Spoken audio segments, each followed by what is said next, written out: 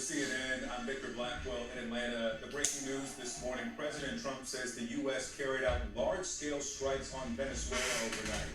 He says its president, Nicolas Maduro, and his wife, Celia Flores, had been captured and flown out of the country. Attorney General Pam Bondi says both of them have been indicted, and in a social media post says that they will, quote, soon face the full wrath of American justice.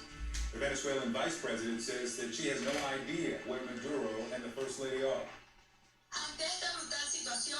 Faced with this brutal situation and this brutal attack, we do not know the whereabouts of President Nicolas Maduro and First Lady Celia Flores. We demand immediate proof of life from the government of President Donald Trump, proof of life for President Maduro and the First Lady. President Trump says that he'll address the nation on the strikes from Mar-a-Lago later this morning. Right now, it's quiet in the capital of Caracas, just hours after the strikes, but earlier, explosions rocked Venezuela, knocked out power, and sent people running outside.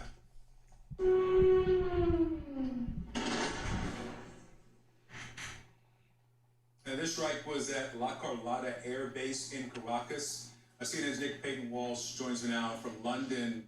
Nick, we just heard from Issa Suarez speaking with some of her sources in country about the fear of what could come next because so many questions are unanswered.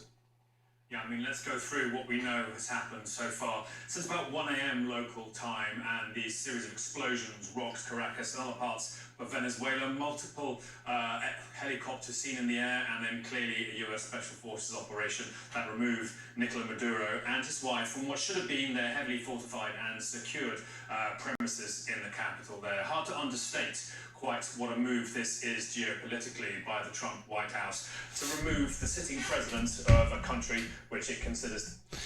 That's some savage stuff right there. Got me stuttering 3 times. For you to be able to go into a country, not even kill the other president, but to capture the other president. By the way, I would hate to be his wife. Like, hypothetically speaking, if I was a female and my husband was the president of Venezuela, boy, I would be upset that I'm even associated with you. If I was her, I'd be on the plane like, man, what did I get myself into just by being connected to this man? Now, I'm never getting out. I'm going to prison for life. I'm never getting out. I am never getting out. And then as far as the vice president, she has to say what she has to say because you don't even know what ties the current president of Venezuela still has. And dirty people do dirty things. And I just leave it at that. But I will say this operation is almost, because I got to rock with Obama on this one. This operation is almost as good as when Obama had Osama bin Laden killed back when he was in office.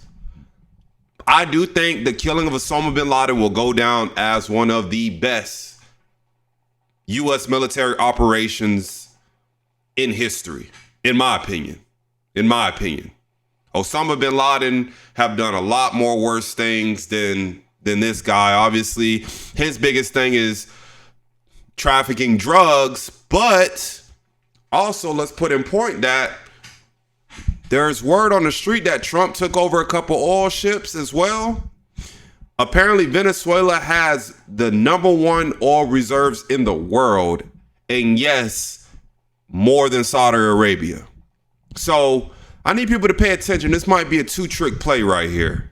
This might be a 2-trick play. I don't know. I don't like to speak on certain things too soon. But if you ask me, I think the drugs is a cover up to get to the oil. But that's just me. Let's just see what they continue to have to say.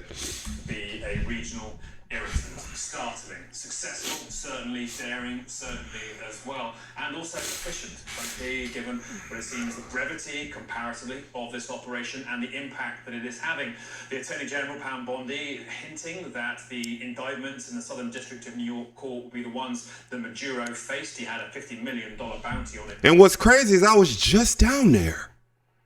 I literally was just down there for Christmas vacation, right there off of the border of Venezuela. Aruba and Carousel is less than like 30 miles away. And the United States have stopped all airline traffic from going in that part of the region of the Caribbean. So seemed like me and my family got out of there within a good time.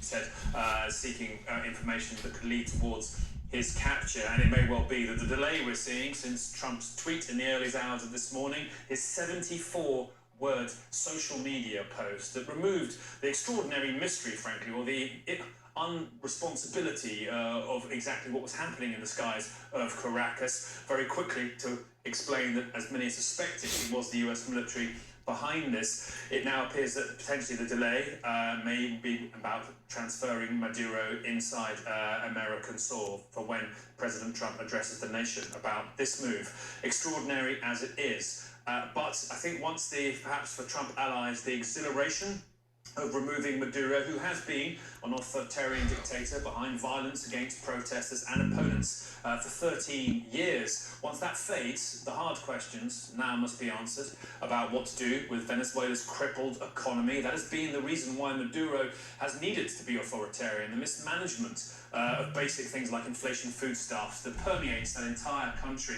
What happens now to Venezuela's military, heavily hit during this brief series of strikes? Should point out the explosions we've been seeing in these videos, utterly alien to life in sleepy, peaceful Caracas, will have terrified the millions who live there. What is the likely course for Venezuela's political elite?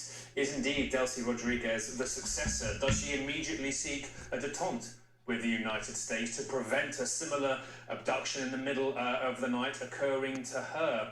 These are all urgent questions. And I think the key thing here is for the United States to have planned for the aftermath of Maduro with the same efficiency, detail and resolve as they clearly planned his capture and abduction. The US military, very good at this sort of thing, be it bin Laden in Pakistan, Al-Qaeda leader in Talked about bin Laden.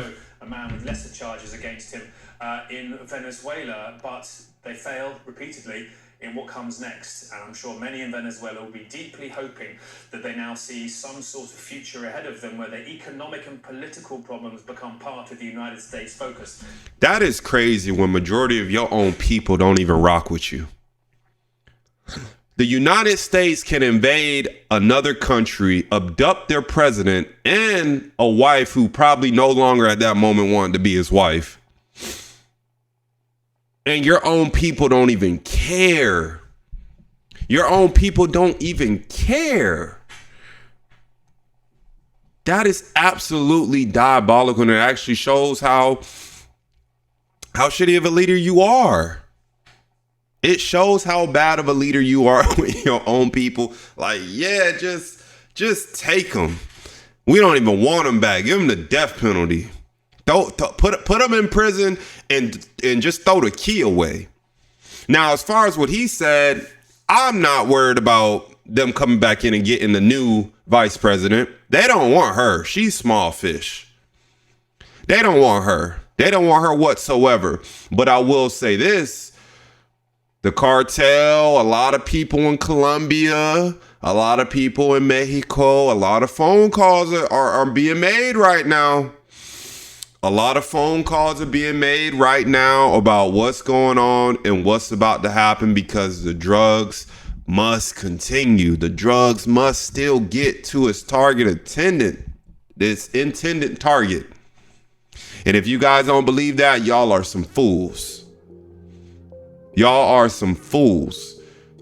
There's a couple of videos, man, I'm about to pump out, man. A lot of liberals, a lot of Democrats don't like what Trump did, just invading other countries. They feel like maybe once again, this is another situation where we're involving ourselves in international fears, which I don't see how it could be international when the drugs are coming into America. But y'all let me know what y'all think in the comments, man. I love you. I appreciate you guys. This is absolute savagery. I don't know no other country that can just invade another country, kidnap essentially their president and his wife, and nothing happens.